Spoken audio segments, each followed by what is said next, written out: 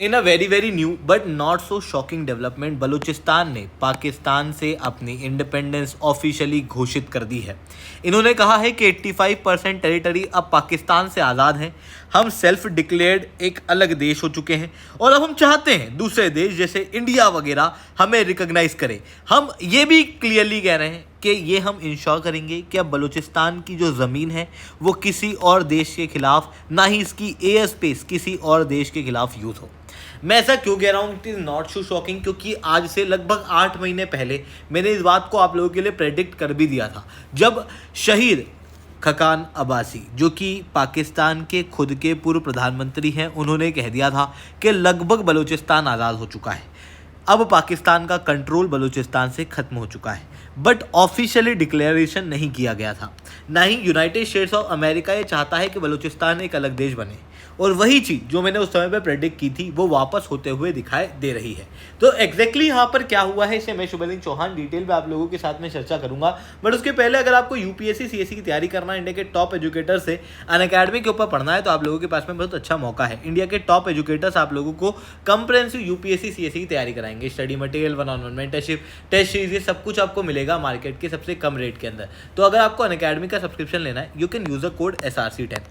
SRC10 code का use करने के बाद में अनअकैडमी के सब्सक्रिप्शन के ऊपर आपको 50% तक का डिस्काउंट मिलेगा, मंथली एक्सटेंशन मिलेगा, साथ में अगर आपका सिलेक्शन नहीं होता तो आपको पूरे पैसे रिफंड कर दिए जाएंगे। चलिए दोस्तों, अब समझने का प्रयास करते हैं अभी क्या हुआ है। देखो, जहां पर बलूच लोग रहते हैं ना, इस पूरे इलाके को कहा जाता है बलूचिस्तान।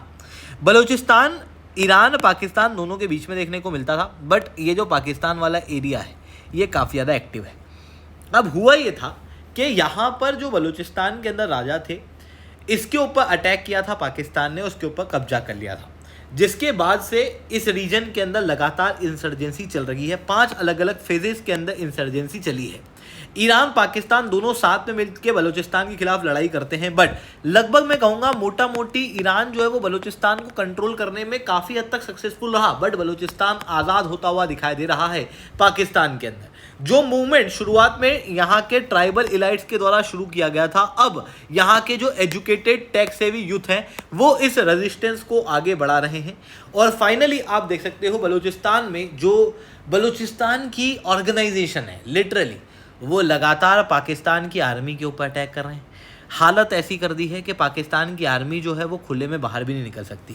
पाकिस्तान के खुद के पूर्व प्रधानमंत्री कहते हैं कि हालत ये है कि बलूचिस्तान के अंदर जो ऑर्गेनाइजेशन है उन्होंने लगभग पाकिस्तान की सरकार की प्रेजेंस को वर्चुअली डिसअपीयर ही कर दिया है। यही कारण है कि जितने भी मंत्री और टॉप ऑफिशियल हैं वो अंधेरे के बाद बिना सिक्योरिटी एस्कॉर्ट के बाहर नहीं निकलते। इनकी जो सिक्योरिटी है वो भी धीरे धीरे करके फेड होती हुई दिखाई देती है। और आप देख सकते हो कि इन्होंने क्लियरली ये कहा कि कोई भी मेजर हाईवे हो, कोई भी पेट्रोलिंग पॉइंट हो, कोई भी चेक पॉइंट हो, बलूचिस्तान के अंदर जो लोग हैं वो जब चाहे तब उस पर से कंट्रोल कर लेते हैं। पाकिस्तान के कंट्रोल से वो जब चाहे तब इसे छुड़ा लेते हैं और जब चाहे तब वापस रिटर्न भी कर देते हैं। मतलब पूरी तरीके से कंट्रोल जो है वो उन्हीं लोगों का है। अब ये चीज़ जो है वो पहले ही कह दी गई थी। अब यहाँ पर क्या हुआ, एक लेटर लिखा गया है। इस लेटर के अंदर क्लियरली कहा गया कि लगभग 85% बलूचिस्तान की टेरिटरी का कंट्रोल अब इस ऑर्गेनाइजेशन के पास में है, जिसे इन्होंने कहा कि it is now become the Republic of Balochistan, जिसके अंदर ये कहते हैं कि ये जो रीजन है इसे अब इंटरनेशनल कम्युनिटी फॉर्मली रिकॉग्नाइज करे, क्योंकि अब वो दशकों पुरानी पाकिस्तान की हॉस्टिलिटी, उनके न्यूक्लियर ब्लैकमेल और एक्सट्रीमिज्म हम लोगों ने ख़त्म कर दिया है।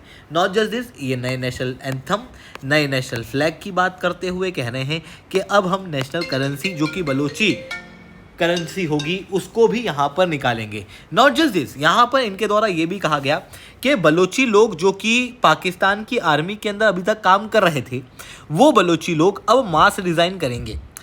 और इवन कई सारे लोगों ने ऑलरेडी मास रिज़ाइन कर दिया है और इन फोर्सेस का प्रयोग ये अपनी फोर्सेस को बनाने में करेंगे।